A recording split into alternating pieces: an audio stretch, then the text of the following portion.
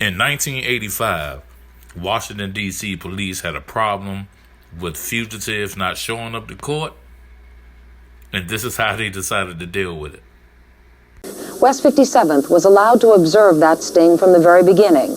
We wanted to know just how effective these operations really are. Witness, then, the anatomy of a sting. Flagship International Sports Channel. Hold on. Good afternoon, Mr. Cran. Yeah, Mr. Cran. This is Mr. Donaldson. I received a letter from you for a brunch on December 15th. Yes, sir. Did it say that you had won 2 complimentary tickets to the Redskins and Cincinnati Bengals game? Yes, sir. Well, very good. Congratulations. Thank you. What's your name? Anthony Donaldson. Flagship International Sports Television is really the U.S. Marshals Fugitive Investigative Strike Team, FIST. Over the past few weeks, it sent out letters to the last known addresses of fugitives in the D.C. area. The bait, free tickets to a football game. The catch, if they want the tickets, they must attend a promotional brunch at the convention center. This man may have never won anything in his life, and here he's got a chance to win something and be an important person for at least one day. At 29, Toby Roach is the youngest chief deputy marshal in the country and the mastermind behind the sting. We tried to contact 3,000 fugitives here in the area, and we sent out about 5,700 letters. There are 3,000 fugitives walking around Washington, D.C.? There are 3,000 outstanding warrants right now on individuals that haven't been brought before the court to be adjudicated on the charge. For serious offenses? Yes, some offenses ranging from larceny to homicide. Why are they out on the street if they have these warrants out for them? Well, they're hard to find. They know they're wanted, a lot of them, and they're not just walking in the police station saying, "It's me, I give up." We're going to load you up on a bus and take you on down to the stadium and have a good day on us. And bring also some positive identification so that we know you're the winner. Is this entrapment, Toby, in any way? No, this is not entrapment. This is just a method of bringing in the criminals. This isn't like an operation where you're getting them to do a criminal act. We have to get them inside. Everybody has to be believable. We have to start thinking our roles. With less than 48 hours to go, 150 officers from the Marshals Service and Metro Police are briefed for the first time. Until now, the sting has been kept quiet to avoid leaks. Only the grand prize winners will be allowed to come this way, 25 at a time. 160 fugitives have called to say they're coming. The Marshals are on the verge of their biggest one-day net in history. Take care of him as quickly as possible. Get him on a bus. Some of the people we got coming, we have 2 of the top 10 fugitives here in D.C.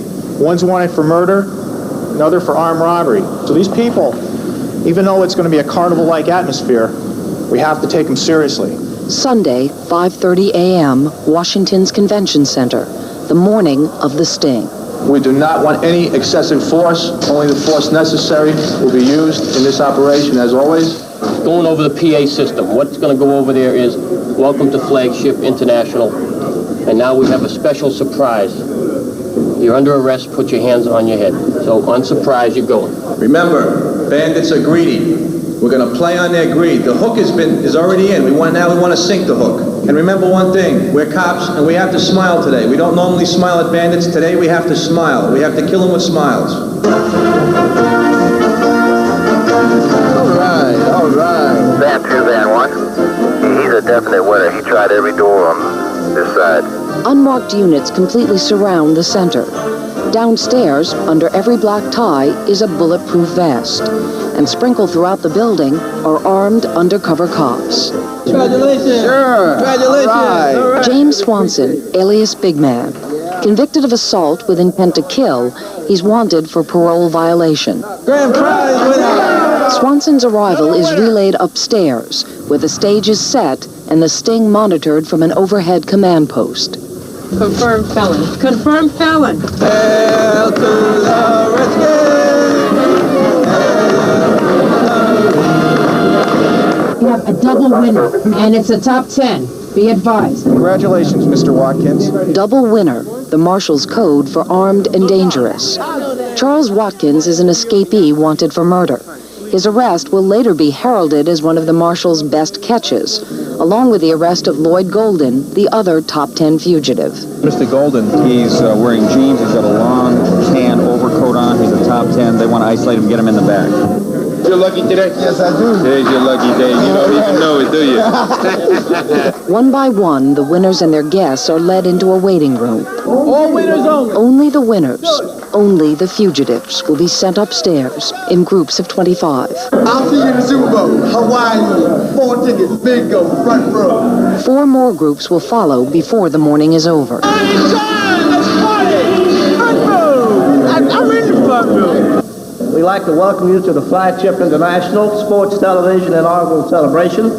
Congratulations on all your winners. Waiting in the wings, SWAT teams listen for their cue. Now, on behalf of Flagship International, we really have a big surprise for you. Everybody's under arrest. Don't look for the picture in the head.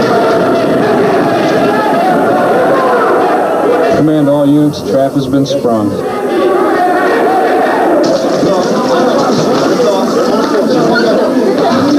Good shot. All the way.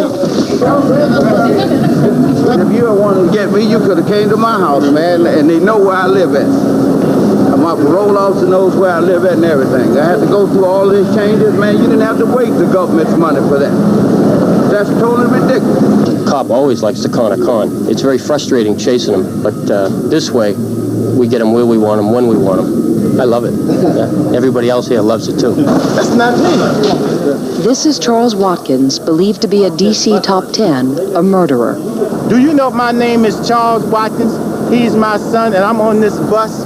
I'm 50 years old. My son is 20. I'm Charles Watkins Sr. Included in the arrest of these 100 fugitives, U.S. Marshals Director Stanley Morris. were 2 wanted on the top 10 list of the D.C. Metropolitan Police Department, both wanted for homicide.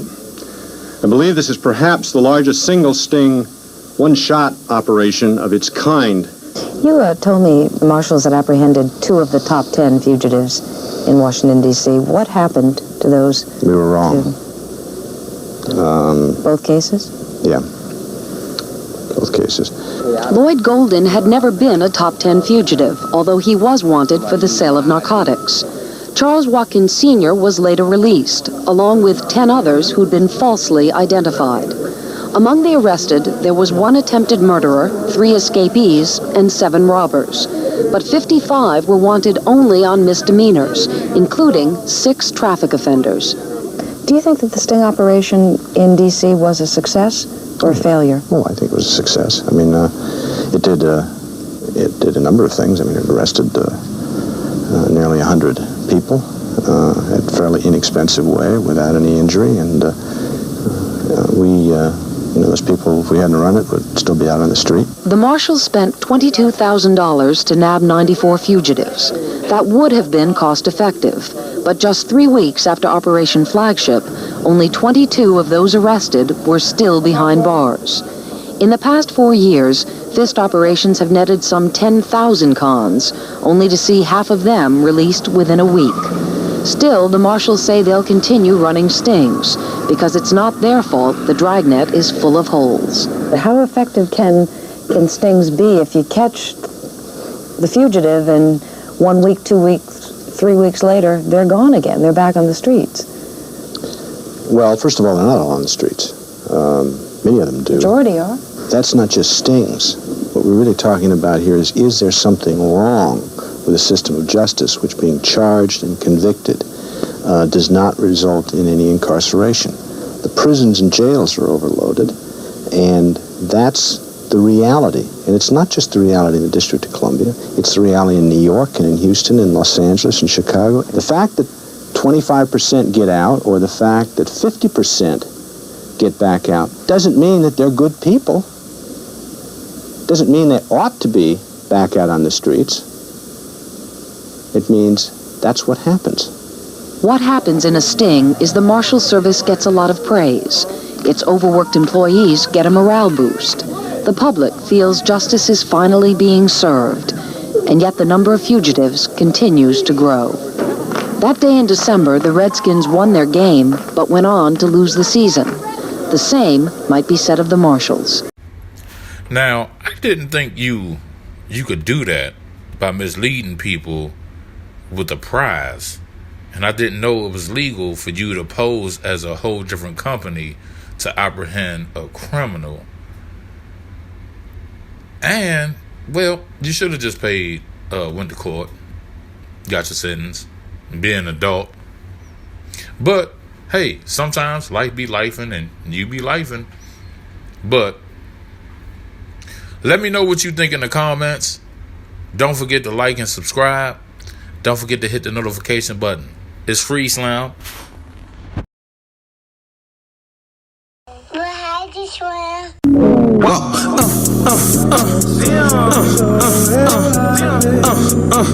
You know me.